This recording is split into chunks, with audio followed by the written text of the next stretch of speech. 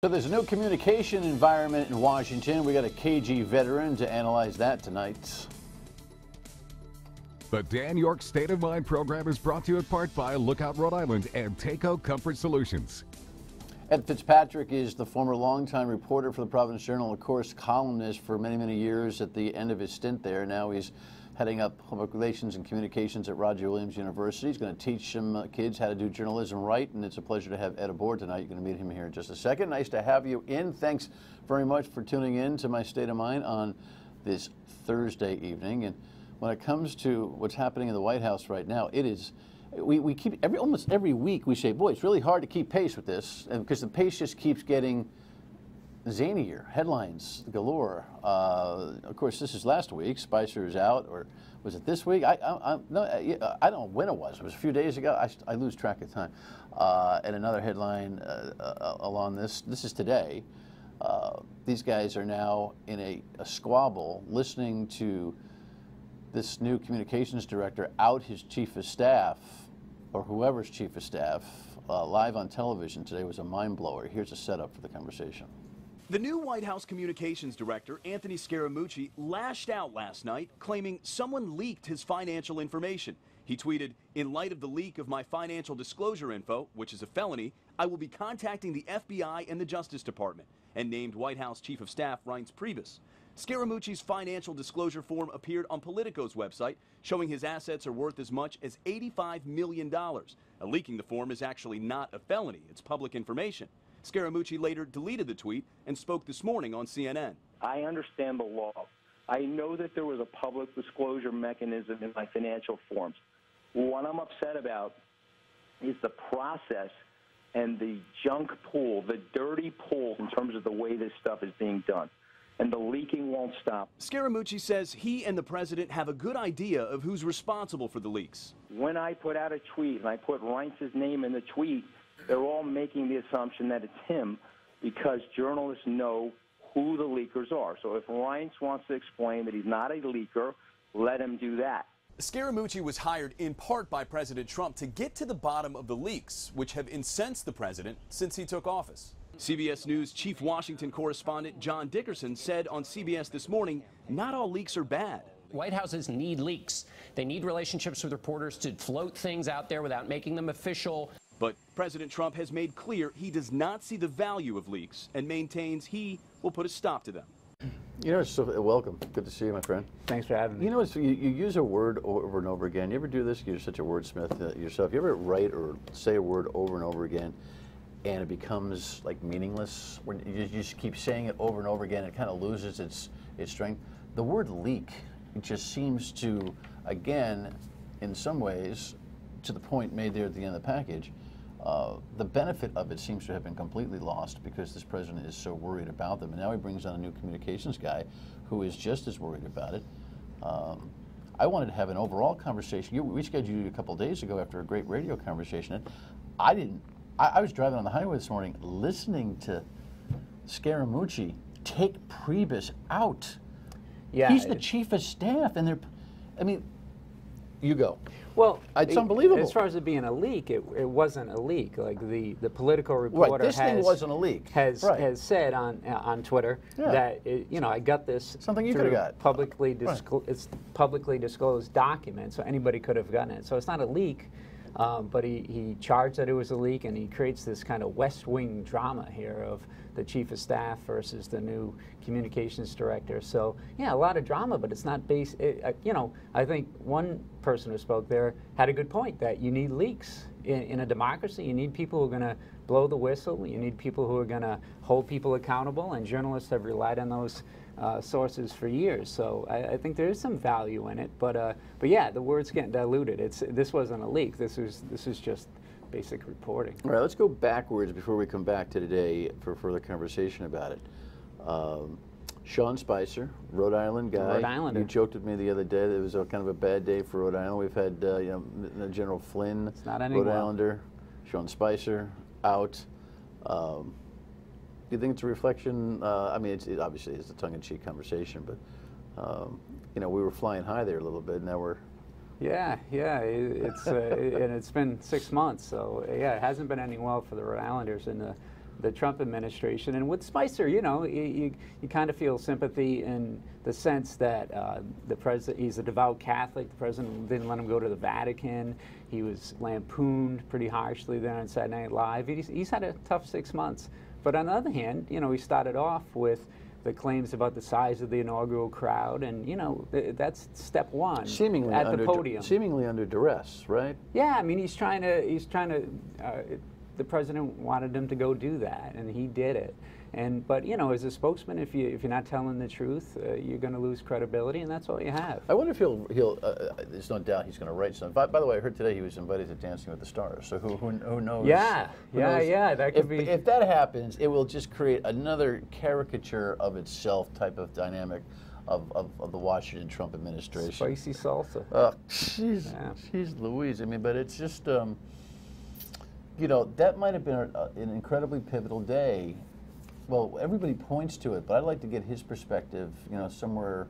There's no doubt in my mind he'll be writing something somewhere in the safe zone. I don't know when that ever is, a week after or 10 years after.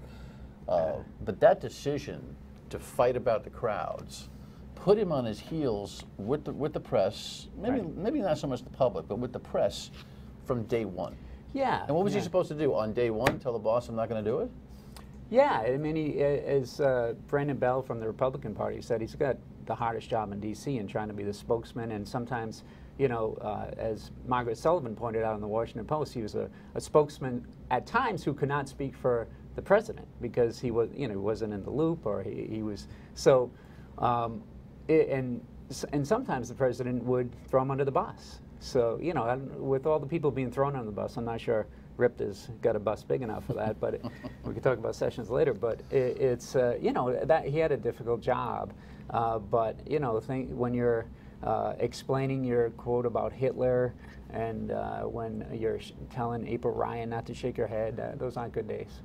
When you were covering the State House here, we had a little bit more reliance on the governor, him or herself, in terms of the commentary we were looking for. We got spokes, and we do get spokes representation, but it is the separation, well, at least the traditional separation, not so acute here on the state level. Yet, you've worked with many communications directors and many PR people, and there's an expectancy that there's going to be an honest exchange of factual currency between the two entities. Yeah, I think that's probably what's been problematic in Washington, right? Yeah, I think you expect spin, right? You expect a spokesperson for whoever to put the best face on any given situation, but you expect the truth, and if they can't answer the question, just say, I can't answer that question. But you expect veracity. You'd also get a lot of information on background and/or off the record in terms of guidance, correct? Yes. Now, some would, Donald Trump might call that a leak. Yeah, but you know, his White House leaks with the best of them. So I guess that's what Scaramouche's trying to stop. But you know, he does seem like a smoother version of Trump. He seems like a good personification of the guy he's representing there. I mean, he said 4 times he loves him, 3 or 4 times he loves him during the introduction, and that loyalty, he's loyal to him, but we'll see if the loyalty goes both ways. Well, reportedly, this thing with Priebus now over this you know, financial data, it seems as if because these guys already have something going on with each other, Priebus reportedly didn't want Scaramucci involved from the get-go, that almost any excuse to kind of get after it. How in the heck can a new communications director and a chief of staff have this public dispute in the White House? And the charge that the chief of staff is really like the JV president. It's like, that's the way, I mean, I cannot believe what's happening here. Yeah, the level of melodrama, it seems like an episode of Survivor or something. Who's going to get voted off the island, and the infighting and everything. And meanwhile, you have issues like the health care bill being debated right now on the Senate floor that could take away health insurance for 20 to 30 million people. I mean, those are the important issues, but it seems like too much emphasis on this kind of melodrama. I don't know who's running the show. Who's running the show? Donald Trump's running the show the way he wants to, when he wants to, at the whim of when he wants to. The line you hear is let Trump be Trump, and I think Scaramucci's going to do more of that. You know, Priebus and Spicer came from the RNC, which at one point in time were trying to stop him from ascending to the presidency. So, you know, there's a little clash there, but Scaramucci's much more his guy. Yeah, well, Scaramucci's much more like his guy. Like his guy. And I don't know whether that's going to fly either. Donald Trump likes to be the center of attention. If Scaramucci all of a sudden, a couple more melodramas here, becomes, you know, larger than Donald Trump's life, that's not something that President Trump is going to swallow very well, correct? Yeah, I mean, already you've got Conway and him saying different things on Sunday morning shows. At the same time, you've already got him charging that the chief of staff had leaked something when there was no leak. So, you know, hopefully what we will see, what I'm hoping for, is that you'll get the on-camera daily briefings. You know, you'll get the questions answered without berating the press.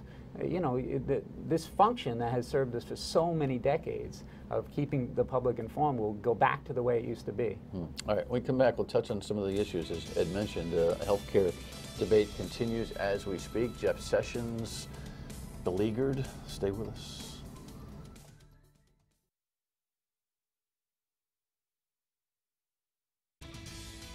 If the Republicans wanted a sincere debate, they would have sent the bill to a committee where you could have had a real debate and real amendments. Every single amendment that might be brought up here can be knocked down with a simple majority of votes. Still in the White House talking about the current state of the health care debate. What's your take on the whole thing? Well, it's interesting. By the way, I should mention to all of you that Ed is here, you know, speaking as his own veteran journalistic person, as this is not a reflection on any of your work at Roger Williams University, speaking not for Roger Williams, of course. This is just two old media guys having a good time talking about this stuff. No leading questions here. What's your take on how this whole thing is flushed out? Well, it's had a lot of drama with John McCain coming back from the cancer and casting the vote. And a great speech, I thought. And he had a great speech, but it would have been more dramatic, I think, if he said, all right, I'm not going to let it go forward because I've talked about how I want to see more bipartisanship. I've talked about how, I don't think the process is so great. But he let it go forward. But he has, we're going to see. But you're right, he had some great points. Like he said, stop listening to the bombastic loudmouths on the radio, television, internet. To hell with them. They don't want anything to do with the public good. He reminded that Congress that, we're not the president's subordinates. He made some really good points. Now, that was the only sticky wicket. I mean, I'm in the business of talking about this stuff, both on television and radio. What do you think of that? And I decided to discount it because you know what? Not all programs are the same. And if you're not confident in what you do and how you approach it, then John McCain, you can't get rattled by that commentary. I do think that there is a level of bombast coming out of Washington and nationally where the agendas are pretty clear. People think. He made a point about how they kind of feed off the industry of this mess. Yep. And if you're going to be intellectually honest, the truth of the matter is most media does. It might be exacerbated by that kind of electronic broadcast and the like. So I didn't take offense at it, but people need to be talking about but people need to be smart about their media, whether it's in print or whether it's on broadcast or whether it's digital or wherever it happens to be. Yeah. The partisanship is growing, and the media reflects that. It's a big divide, and not only reflects but participates and feeds it. Yeah. But having said that, it was his discussion about the old order. I didn't feel like it was a going backwards nostalgia move. He's trying to untangle the mess, wasn't he? Yeah, trying to bring us together because everybody's going into the camps and are at war with each other, and you just want to win for winning's sake. And this process is fascinating. It's the vote-a-rama. We're not getting the senators are going to vote, but they don't know what they're going to vote on yet. It's going to be kind of a du jour selection of different amendments and different proposals put forward, and we'll see what flies. I mean, that doesn't seem like the best process to enact something that's going to affect so many people and have such a big impact on us. Do you agree with me that if we didn't get cornered into or hoodwinked into or grab the momentum of calling this whole thing Obamacare, that we'd have a much more practical approach?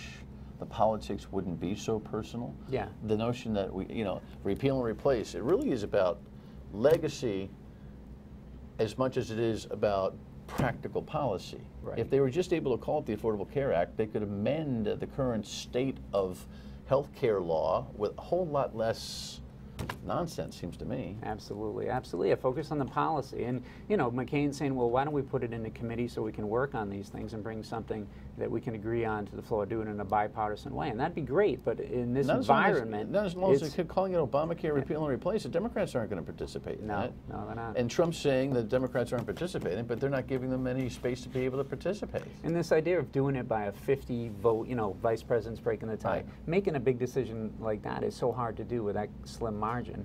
You know, you want to get more buy-in, and because everybody's going to have to live with it for so long. So, but that which they do at 50 votes is not a repeal and replace of the legislation. It's just going to be a defunding of things that are inside the legislation, because they need that 60 vote, you know, threshold in order to be able to rewrite legislation. I don't think a lot of people are following the civics of this whole thing. Kind of crazy. Where do you think this thing is going to go?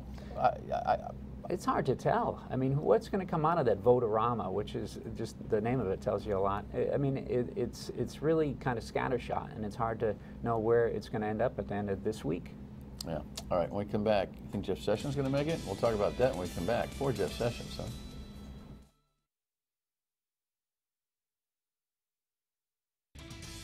I would fire somebody that I did not believe could serve me well, rather than trying to humiliate them in public, which is a sign of weakness.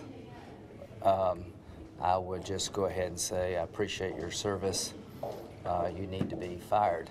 The weakness is that the president is trying to not use his power. He's trying to get Sessions to quit, and I hope Sessions doesn't quit. And if the president wants to fire him, fire him. You know, Lindsey Graham seems to be a voice of reason. People forget that he was a presidential candidate and couldn't get any traction. Yet I think he's been pretty even-keeled in his introspection from inside the Republican Party and what Donald Trump is doing. This Jeff Sessions saga is just uncanny. Yeah, and it comes in the context of having just fired the, you know, after Comey, getting rid of Comey. Now he's trying to pressure Sessions to leave. So it's pretty remarkable. And it just undermines the idea of an independent Justice Department, and you know, overlooks that what Sessions did as a big advocate for him in Alabama. So it is amazing, and you know, he's right. He's trying to just use the power of Twitter rather than the power he has as president. Do you think at all push him about out. this social? You know, I've given up wondering out loud about the presidentiality of using Twitter. At this juncture, it's like, uncle, okay, he's going to use it. That's his platform of choice. That it's so readily available, though, is the danger of it. And he doesn't seem to understand or worry about the danger of the immediacy of what he writes. Do you think he's ever had a day where he said, doggone it, I shouldn't have done that? I'm not so sure. And that, so it's He doesn't apologize, and he doesn't apologize for anything ever. Yeah. But I wonder if he ever goes, "Ooh, I shouldn't have done that." No one's ever going to know because he doesn't show any of those signs. But that platform, that technology, at his fingertips, and he's such a spontaneous guy, becomes just, you know, double, triple the impact. And, look what happened earlier today. We didn't put it up on our stuff. We'll cover it tomorrow. But the whole transgender thing, we find out that the defense secretary is appalled over the idea that the president actually announced a new transgender policy without actually putting out any formal statement, you know, the way it's supposed to be done. Put it out on Twitter. Yeah, and that's an example. A lot of this Twitter feed is about the palace intrigue here, and the stakes are lower unless you're in the White House staff. But I mean, when you start talking about transgender rights, if it goes into, and has gone into foreign policy, the stakes get a lot higher, and that's a matter of, that's grave concern. They take Sessions out. What happens? Yeah, I mean, you saw the chairman of Judiciary today said he's not going to entertain any recess appointments. You know, he's getting a lot of pushback from within the Republican Party to go after Sessions, who's been, you know, this nationalist kind of champion to them on immigration issues and everything. So If he takes them out, I think he pays a huge political price. I think it just creates this sense of crisis going on, this melodramatic crisis every week. And again, it's not about some of the more substantial issues that we need to address as a country. You're going to start teaching the college kids down there at Roger Williams some things about journalism. What's your modus operandi in trying to explain to these young people what the new world of journalism is all about? Yeah, I mean, the industry has changed so much, as you know, since we started, and just in the past few years, I think. So, it's a whole new world, but, I'm going to be focusing on just the basics of getting verifiable fact and reporting it and writing interesting stories. So that's what got me into it, and I think that is all it's needed today. We need this younger generation of journalists. Well, in the midst of the fake news allegation coming from the commander-in-chief, yeah. I mean, you've got some splaining to do to these young people, don't you? Yeah, and just getting to know them at Roger Williams and over the past year, you see they're fired up by this. They see there's a need for them, and they want to jump into the fray. And it's all about holding power accountable, to me, what journalists do. And and that's why you see so much pushback from a president who doesn't want to be held accountable by institutions like the press, like the Attorney General. Do we need instruction not only on how to keep giving birth to great journalists, but to the marketplace on how to receive it? Oh, absolutely. Which is more important right now? Yeah, it's hard to tell, right? We need some media literacy to know what is separate the truth from the spin and the fiction, or outright lies. So yeah, you need to know what you're sharing on Facebook is, whether that's true or not, whether what you're tweeting is real, and find sources of news that you trust. Also, I don't know if folks understand the difference between straight editorial reporting and commentary. You must have seen a little bit of that naivete when you moved from a straight reporter to a commentator in print. I'm sure a lot of people gave you some heck for. It's not like, listen, you were a terrific read, but it's not like you were smash mouth. I mean, you were always contemplative in the work that you're doing, as you're showing here this evening. But I'm sure you've got some readers that were upset with you not telling the straight story when, well, I'm actually offering analysis. Right, yeah, and that's where I came from. I mean, most of my career was straight reporting, get both sides, and just let people decide for themselves. So moving to being a columnist, you were supposed to take a stand. So I try to, reflect the other side and address it, but take a stand at the end. But you're right, a lot of people didn't see, well, why aren't you, why are you taking a stand on this? And so yeah, that's part of educating people about what they're reading. Is it the editorial page or is it in a news story? And that's key. All right, where are we going with this administration? 10 seconds. Wow, it's. I think we're going to see more of this melodrama. And we're going to see a lot more tweets. That's a safe prediction. Good to see you, man. Thank you very much. Thanks for having me. Final word.